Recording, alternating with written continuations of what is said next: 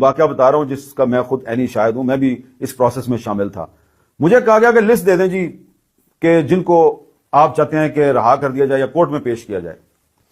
تو میں نے ادھر ادھر سے پوچھ پاچھ کے صرف 50 لوگوں کی لسٹ دی، اور اس لسٹ میں پولیٹیکل ورکر تھے یا اسٹوڈنٹس تھے یا کوئی شاعر تھا یا کوئی ادیب تھا. میں نے وہ لسٹ دے دی. یہ جو پچھلی حکومت کے وزیر داخلہ تھے رانا ثناء اللہ صاحب، وزیر قانون تھے عطاء اللہ تارڑ صاحب، اور کچھ دیگر حکام، ان کو لسٹ دے دی. تو انہوں نے جناب اس لسٹ میں سے لوگوں کو نکال کے مارنا شروع کر دیا. تو اب آپ پہ اعتبار کون کرے؟ ٹھیک ہے. تو اس لیے پھر یہ جو عورتیں اور بچے ہیں یہ کدھر جائیں؟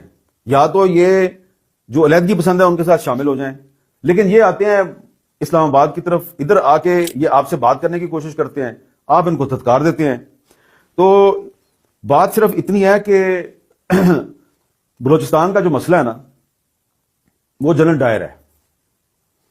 جنرل ڈائر نے 1916 میں بلوچستان میں جو خانہ جنگی شروع کی، جو مار پیٹ شروع کی، جو بلوچوں کو ڈیوائڈ اینڈ رول کی پالیسی کے تحت مروانا شروع کیا، آپس میں ان کی دشمنیاں پیدا کی، شیعہ سنی فساد کروایا، وہ کام ہوتا جا رہا ہے.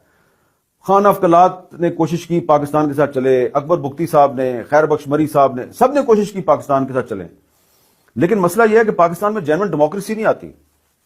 کبھی ایوب خان آ جاتا ہے، کبھی یحییٰ خان آ جاتا ہے، کبھی جنرل ضیاء الحق آ جاتا ہے، کبھی جنرل پرویز مشرف آ جاتا ہے، اور پھر یہ آ کے بلوچستان میں اپنے فیورٹس جو ہیں وہ تلاش کر لیتے ہیں اور ان کے ذریعے بلوچستان کو چلانے کی کوشش کرتے ہیں.